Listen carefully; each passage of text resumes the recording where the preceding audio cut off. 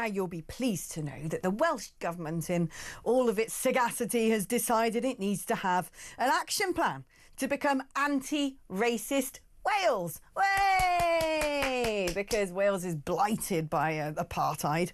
No. The incentive scheme is this incentive scheme that they're talking about now is giving ethnic minority students £5,000 more in grants than white students in becoming a teacher, because there's not enough teachers that teachers get a golden handshake, and an ethnic minority maths teacher can get a total grant of £25,000. All teaching students can access a £15,000 grant if they specialise in a subject most needed in the secondary teaching workforce. But if you happen to be non-white, you get 25k. That, to me, is racism. What is this nonsense? Let's speak to Rafe heydel-mankoo, commentator at the New Culture Forum. Rafe, fantastic to have you on the programme. I mean, anti-racist Wales seems to me the blueprint is actually being racist against white people. Yeah, absolutely. And in fact, if the Welsh Government is really determined to make Wales anti-racist, they should be paying English people £5,000 to become a teacher, because that's the only real form of racism you get in Wales. It's anti-English loathing. I have a cousin in Wales, and that's a very real prejudice you encounter. I mean, look, let's be clear here. This is blatant pay discrimination on the basis of race. It should be illegal. It follows on just from another, equally egregious story we had this week about West Yorkshire police,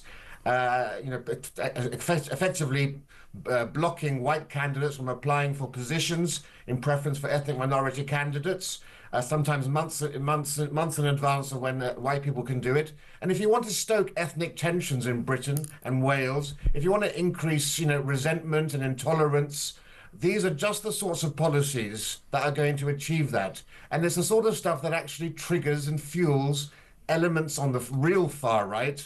And it's hugely patronizing towards ethnic minorities. Wales is 94% white. It's no surprise, obviously, that it's going to be dominating by the teaching profession. And you talk about this whole issue about making Wales anti-racist. As part of that, the Welsh Government actually wants to, as it says, remove these sort of policies and structures that see different outcomes for different ethnic minority groups. And we know, of course, that the real reason that different ethnic minority groups have different outcomes isn't because of racism. If it was, then the Chinese and the Japanese and the Indians would have terrible outcomes, and they don't. Of course, and white working class boys, as we know, are the most disadvantaged group in society as a whole. The reason you have different ethnic groups having different outcomes and not being represented perhaps in teaching is first and foremost because of class, but also family structure, absent fathers, and also the culture and attitudes in these homes where they're not necessarily raised in an environment that values and supports academic achievement. Right. I mean, this is talking about. You made me think of something then, which I haven't spoken about for a while. It's funny, isn't it, that racism only seems to exist when dealing with the black community or dealing with the Muslim community. You don't get Chinese people jumping up and down going, "Oh, why have we not had a Chinese prime minister yet? Oh, why are there no Chinese newsreaders?" And we've had Chinatowns in the UK for decades now. It's not. They don't kick off about it. Yeah, and in fact, this whole term of ethnic minorities, or BAME, is inherently racist, because you're grouping the entire rest of the world together as if somebody from, Brazil or the Congo or from Tokyo is exactly the same. And, you are reducing everyone essentially down to one great non-white blob. It's inherently racist. Why is none of this? Has this stuff been tested legally? Has anyone actually taken some of these anti-racist action plans to court and said, actually, this adds up to discrimination against an individual because of the colour of their skin?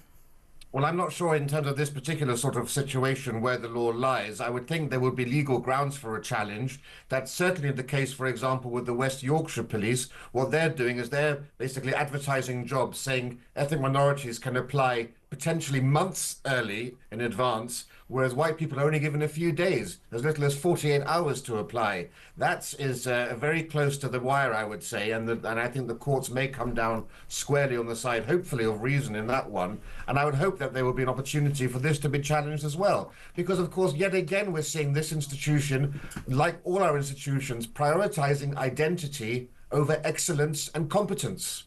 We want the brightest and the best people to come. And what happens with these policies, as you've seen from all of these DEI hires throughout businesses and organizations, it ends up in poor results and quite often disastrous outcomes. Yep, indeed it does. Rafe heydel-mankoo, thank you.